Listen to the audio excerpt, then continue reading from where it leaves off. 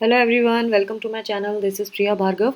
Today we are going to speak about self-efficacy. Self-efficacy जो ये video है ये फोर्थ वीडियो होगा आपका यूनिट 8 का. Unit 8 is from block 3 MPC 046 that is MAPC second year students who have opted for applied positive psychology. ये video उनके लिए है.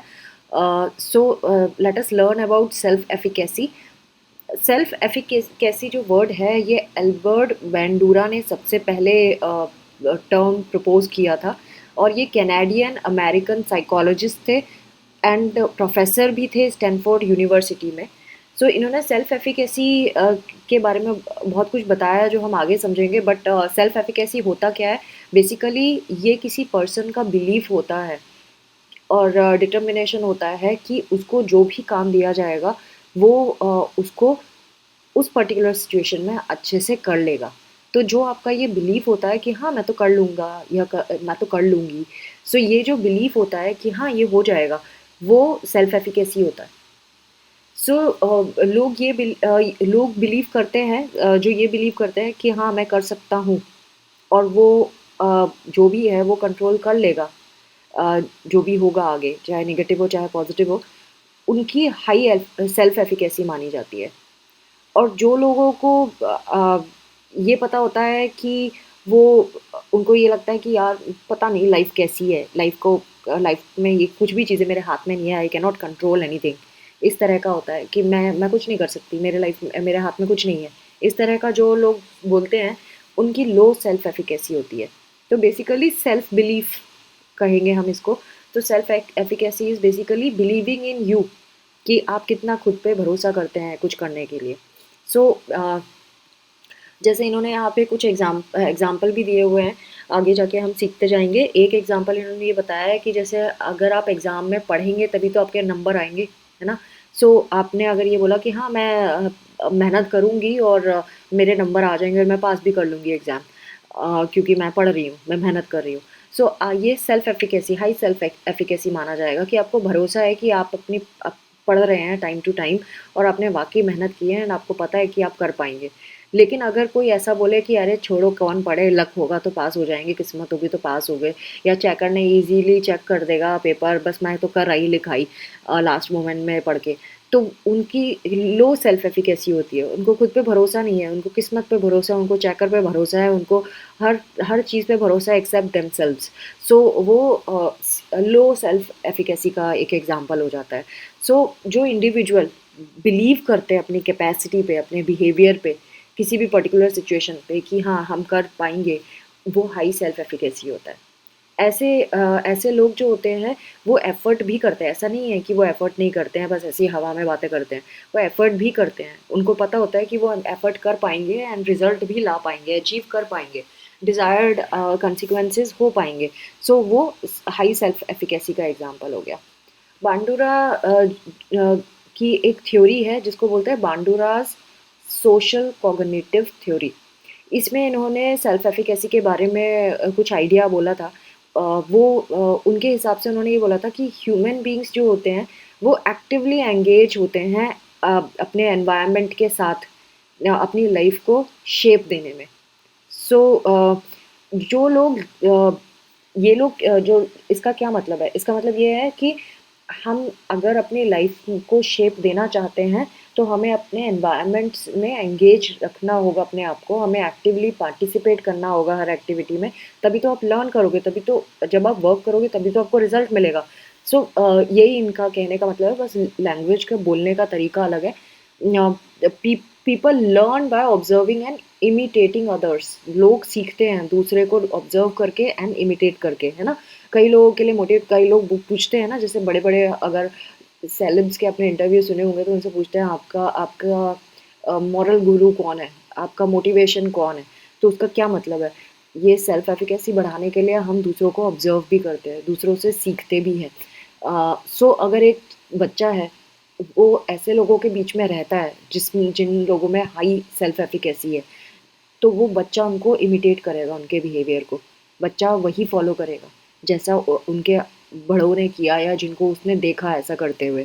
तो जनरली हम लोग अब किसी भी चीज़ में मास्टरी करने के लिए उस पर्टिकुलर बिहेवियर को में एंगेज हो जाते हैं अगर वो करना चाहते हैं, सीखना चाहते हैं।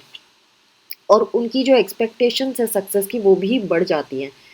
उनका उनको पता होता है कि ये हो जाएगा उनसे ऐसा इस तरह से करने के लिए। तो एक बिलीफ पहले से पैदा हो जाता है जब आपको पता होता है कि आपको आती चीज़ें हैं और आप थोड़े और एफर्ट करेंगे तो आप कर सकते हैं।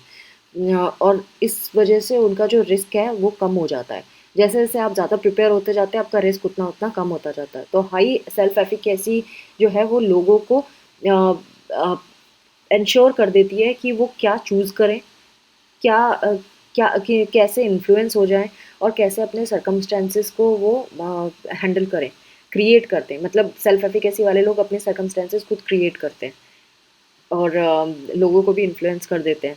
सो वो इसीलिए फिर कॉन्फिडेंट ज़्यादा होते हैं और फ़ियरफुल कम होते हैं। सो फर्दर इन्होंने self esteem and self efficacy में डिफरेंस भी बताया है। सेल्फ एस्टीम का मतलब होता है जब आप सेल्फ वर्थ को जज करते हो अपनी, एंड सेल्फ एफिकेसी का मतलब होता है जब आप अपनी कैपेबिलिटीज़ को जज करते हो।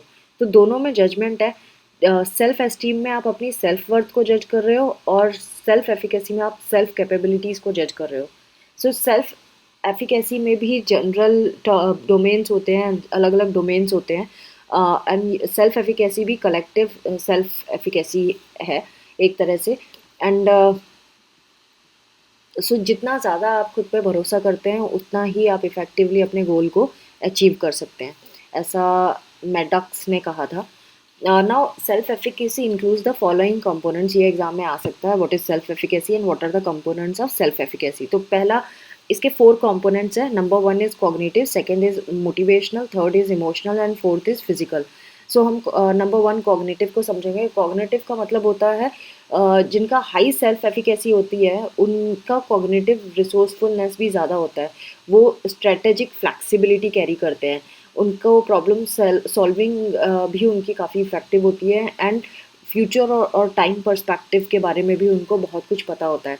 मतलब ये सारी चीज़ें उनके स्ट्रेंथन हो जाती हैं बिकॉज़ वो जितनी प्रॉब्लम सॉल्व करेंगे, जितना ज़्यादा रिस्क लेंगे, उतना ज़्यादा सीखेंगे। जितना सीखेंगे उतने कॉन्फिडेंट फ़ील करेंगे और उतना ही खुद पे भरोसा होता जाएगा कि हाँ, हम कर सकते हैं। सो इसीलिए और उनको ये भी पता होता है कि कितना टाइम में कर पाएँगे। ना उन वो अपनी स्ट्रैटेजीज़ बनाते हैं किसी चीज़ को अचीव करने के लिए। सेकंड इज़ मोटिवेशनल, ये मोटिवेटेड होते हैं किसी भी टास्क को परफॉर्म करने के लिए जिनका हाई सेल्फ एफिकेसी होता है और परसिस्टेंटली वो काम करते रहते हैं। कोई इशू आता है तो उनको वो चैलेंजेस या इशू को इस तरह से नहीं लेते कि हे भगवान ये क्या हो गया, उनको लगता है ठीक है सॉल्व हो जाएगा, कोई बात नहीं, इस पे वर्क कर लेंगे। सो वो उस पे एफर्ट करते हैं गुड कंसिक्वेंसेस के लिए, अच्छे रिजल्ट आने के लिए। और फेलियर्स भी उनके हाथ में ही होती है, मतलब they can control those factors which will lead to failures. So पता है कि लेस एफर्ट करोगे तो फेल हो सकते हो, तो लेस एफर्ट क्यों करेंगे, वो हाई एफर्ट करेंगे, है ना। और या फिर नेगेटिव सिचुएशन आई तो उसमें उस सिचुएशन को कैसे हैंडल करें, इसके लिए भी वो काम कर लेते हैं। और जो अनकंट्रोलेबल फैक्टर्स है वो उसका तो हम कुछ कर ही नहीं सकते ना।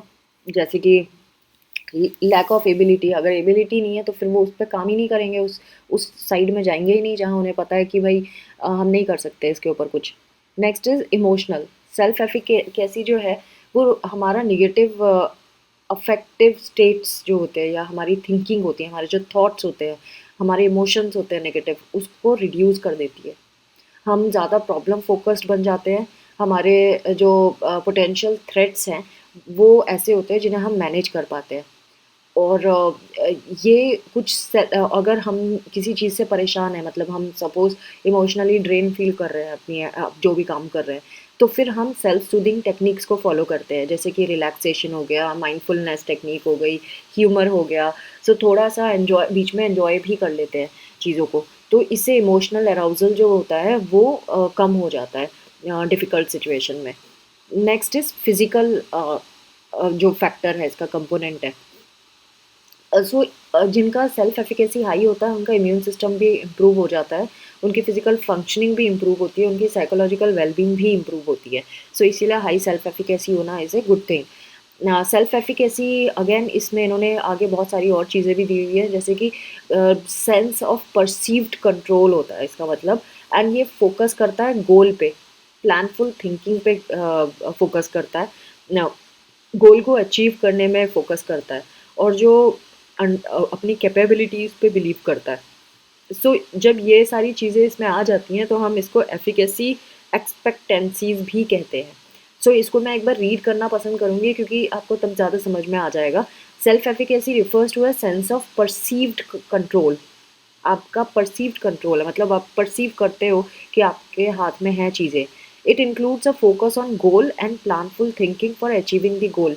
गोल पे तो फोकस होता है और प्लानफुल थिंकिंग भी होता है कि गोल को अचीव कैसे करना है, which underlies the person's believe about their capabilities to achieve the goal. और इसके पीछे क्या लाई करता है, गोल को अचीव करना और गोल के लिए प्लान करना, उसका खुद का बिलीफ अपनी कैपेबिलिटीज़ पर कि वो कर पाएगा, अचीव कर पाएगा गोल को। सो ये जो चीज़ है इसको एफिकेसी एक्सपेक्टेंसीज कहते हैं। तो सेल्फ एफिकेसी क्या है, इसको हम डेवलप कर सकते हैं, और कैसे डेवलप करना उसके लिए स्ट्रेटजीज भी आगे दी हुई है। मतलब अगर आपको कभी डाउट हो रहा हो ये सुन के वीडियो कि भाई मेरा सेल्फ एफिकेसी तो लो है, मैं क्या करूं, तो आगे इन्होंने सजेशंस भी दिए हैं कि हम क्या कर सकते हैं सेल्फ एफिकेसी को बढ़ाने के लिए। सो इस सेल्फ एफिकेसी में बहुत सारी चीज़ें कनेक्टेड है, जैसे successful coping and improve physical health. Successfully आप कोप कर जाते हो, अगर समहाउ अपने गोल जो अचीव करना था वो नहीं कर पाए तो आपको आपके अंदर कोपिंग भी अच्छी होती है, मतलब आप हार नहीं मानते, डिप्रेशन में नहीं चले जाते कि हाय मेरे साथ ऐसा क्यों नहीं हुआ। सो आप बल्कि उससे कोप करना जानते हैं, एंड आपकी फिजिकल हेल्थ भी इम्प्रूव हो जाती है। जिन बच्चों की हाई सेल्फ एफिकेसी होती है वो बेटर परफॉर्म करते हैं लाइफ के हर एक स्फेयर में। जिन लोगों की हाई सेल्फ एफिकेसी होती है वो हाईली डिटर्मिन्ड पीपल होते हैं, वो बहुत ज़्यादा हाई डिटर्मिनेशन को कैरी करते हैं। एंड ये बहुत इम्पॉर्टेंट है कि सोसाइटी, पेरेंट्स और टीचर्स हमेशा पॉजिटिव एक्सपीरियंसेस दें बच्चों को, उनको पॉजिटिव रोल मॉडल्स दिखाएं बच्चों को, सो दैट बच्चों में सेल्फ एफिकेसी बढ़े जब वो अपने फॉर्मेटिव ईयर्स में होते हैं, चाइल्डहुड में। Now next topic is strategies for enhancing self efficacy. कौन ऐसे क्या क्या हम कदम उठाएं कि हमारी सेल्फ एफिकेसी बढ़ जाए। सो ऐसे जैसे पहले भी हमने पढ़ा था कि self efficacy can be developed, यानी कि self efficacy is a learned phenomena. So इसमें कुछ इन्होंने एग्जांपल्स दिए हैं जिससे हम कर सकते हैं। Number one, self mastery. जब कोशिश करते रहो, प्रैक्टिस करते रहो जब तक कि जीत ना जाओ, है ना। तो one need to build success by mastering task. जो भी टास्क आपको करना है उसको मास्टर करना पड़ेगा, आपको पढ़ते रहना पड़ेगा। आपको एग्जाम में अच्छे नंबर लाने हैं तो सिर्फ एक ही तरीका है, खूब पढ़ो, बार बार रिपीट करो चीज़ें, बार बार रिवाइज करो। तो सेंस ऑफ मास्टरी जब आ जाती है और अपने आप मास्टरी होगी तो आप अचीव भी करेंगे। जब अचीवमेंट हो जाएगी तो आपका अपने ऊपर पे भरोसा बढ़ जाएगा, आपकी कैपेबिलिटीज़ पे बिलीव बढ़ जाएगा। सो ये सारी चीज़ें कनेक्टेड है। Second is role modelling. अपने जैसे लोगों को देखो जिनकी सिमिलर सिचुएशन है और उन्होंने कर दिखाया। तो जब हम दूसरों को देखते हैं तो भी हम सीखते हैं। That is called observational learning. So आप रोल मॉडल बनाओ अपने, जिनको आप कॉपी कर सकते हो, उनके बिहेवियर को कॉपी कर सकते हो, उनको उनका डेली रूटीन को कॉपी कर सकते हो। विजुअलाइजेशन, आप विजुअलाइज कर सकते हो अपना अपना किस तरह से आप करेंगे वो काम। तो जब हम बैठ के विजुअलाइज करते हैं किसी चीज़ को तो वो धीरे धीरे हमारा माइंड पकड़ने लगता है और वो पॉजिटिव इमोशंस जनरेट होने लगते हैं। एंड जब पॉजिटिव जनरेट होते हैं इमोशंस तो हमारी एफिकेसी बढ़ जाती है ना। वर्बल परसुएशन, जब हमारे जो गुरु हैं, हम जिन पे ट्रस्ट करते हैं, जो पावरफुल लोग हैं, जो जिनसे आप इंस्पायर होते हो, जिनकी आप बात मानते हो, उनकी बात सुनो। अगर वो आपको परसुएड करते हैं तो भी आप सक्सेसफुल हो सकते हो। या सपोज़ आपका कोई स्टूडेंट है जो आगे कुछ अच्छा करना चाहता है, तो आप बार बार अपने स्टूडेंट को मोटिवेट करें, उसको बोलें कि भाई तुम कर सकते हो, बार बार उससे बोल बोल के बोलते जाएं, तो वो ऑटोमेटिकली एक दिन जाके वर्बल परसुएशन की वजह से वो कर पाएगा। Now creating positive emotions and regulating arousal. Positive emotion create करने के लिए और नेगेटिव इमोशन को कम करने के लिए सेल्फ एफिकेशियस थिंकिंग होना ज़रूरी होता है। और जब आप नेगेटिव इमोशन को कैरी करते हो तो आपका सेल्फ एफिकेशियस थिंकिंग जो है वो रुक जाती है। सो अब क्या किया जाए, तो हमें अपने ये अराउजल को लो करना पड़ेगा, डिक्रीज़ करना पड़ेगा। उसके लिए आप मेडिटेशन कर सकते हो, बायो फीडबैक मैकेनिज्म को यूज़ कर सकते हो, रिलैक्सेशन टेक्निक को फॉलो कर सकते हो, माइंडफुलनेस टेक्निक को फॉलो कर सकते हो। बहुत सारी टेक्निक्स हैं राइटिंग होती है एक थॉट राइटिंग की, आपको क्या लोकस ऑफ कंट्रोल वाला एक एक्टिविटी होती है वो कर सकते हो। सो नेगेटिव इमोशंस को आपको रेगुलेट करना पड़ेगा एंड पॉजिटिव इमोशंस को जनरेट करना पड़ेगा, जैसे हमने प्रीवियसली भी पढ़ा है, उससे आपकी सेल्फ एफिकेसी बढ़ती है। ना यहाँ पे इन्होंने enter into your stretch zone की बात की है, तो यहाँ पे 3 जोन के बारे में बात की है। हर एक पर्सन हमारे अंदर 3 जोन होते हैं, एक होता है कंफर्ट जोन, दूसरा होता है स्ट्रेच जोन और तीसरा होता है पैनिक जोन। सो कंफर्ट जोन वो होता है जहाँ पे हम बड़े कंफर्टेबली रहते हैं और हमें लगता है कि कोई एफर्ट करने की ज़रूरत नहीं है, यही आराम की ज़िंदगी व्यतीत करेंगे, ठीक है। दूसरा पैनिक जोन के बारे में इन्होंने बताया, ये वो जोन है जहाँ पे रिस्क है और उससे आप घबरा जाओगे एंड ये आपको नहीं करना चाहिए, बहुत रिस्की जोन होता है। बट इन दोनों के बीच में एक जोन आता है जिसको हम बोलते हैं स्ट्रेच जोन, जो कंफर्ट जोन से ऊपर होता है और पैनिक जोन के नीचे होता है। अगर आप 3 सर्कल बना लेंगे तो सबसे अंदर वाले में आप कंफर्ट जोन लिखो, बीच वाले में आप स्ट्रेच जोन लिखो एंड सबसे बाहर वाले में पैनिक जोन लिखो। तो जब आप अंदर से बाहर की तरफ निकलते हो तो स्ट्रेच जोन वो जोन है जो जो जिस जोन में आपका सेल्फ एफिकेसी बढ़ता है, जहाँ पे आप रिस्क ले सकते हो, लेकिन रीजनेबल रिस्क, ये नहीं कि आपकी जान को खतरा आ जाए। रिस्क उतना ही जिसको आप बियर कर सकते हो, अगर आपको कुछ हुआ तो आप उसको हैंडल कर सकते हो। सेल्फ अवेयरनेस होनी चाहिए आपको रिस्क की कि कितना रिस्क है और इस रिस्क को आप बियर कर लोगे कि नहीं करोगे। एंड फेलियर से भी आप सीखने का इंटेंशन रखते हो कि ठीक है, अगर मैं हारी भी तो आई वोंट माइंड, क्योंकि ये मेरे कंफर्ट जोन से बाहर की चीज़ थी, बट मैंने कोशिश की क्योंकि मैं ग्रो करना चाहती हूँ। सो स्ट्रेस जोन को कभी कभी हम ग्रोथ जोन भी कहते हैं। तो ये स्ट्रेच जोन में आप लर्निंग करते हो, सबसे ज़्यादा लर्निंग आपकी स्ट्रेच जोन में ही होती है, जहाँ आपकी ग्रोथ की प्रोबेबिलिटी बढ़ जाती है। सो ये स्ट्रेच जोन है। So doing what we like, trying out the unknown, हमें पसंद है करना और हम अननोन चीज़ को ट्राई कर रहे हैं। Being vulnerable can help us to be flexible and open to new learning experiences. So आप जब अननोन चीज़ों को करते हो, कोशिश करते हो and you like doing it and आप वनरेबल भी होते हो। वनरेबल मतलब हो सकता है रिस्क है, थोड़ी सी रिस्क है, तभी भी आप फ्लैक्सिबल होके भी करना चाहते हो कि अगर हार गए तो भी चलेगा लेकिन करके देखेंगे। तो आपकी न्यू लर्निंग होती है, न्यू लर्निंग एक्सपीरियंस होता है and that increases your self belief in self efficacy. तो friends, this was all about self efficacy. I hope आपको समझ आया होगा ये टॉपिक अच्छे से एंड बेनिफिशियल होगा ये वीडियो। अगर ऐसा है तो प्लीज़ सब्सक्राइब करें मेरे चैनल को and please please please share करें मेरे वीडियोज़ को, मैक्सिमम स्टूडेंट्स तक पहुँचाएं। Thanks for watching, take care of yourself, bye bye.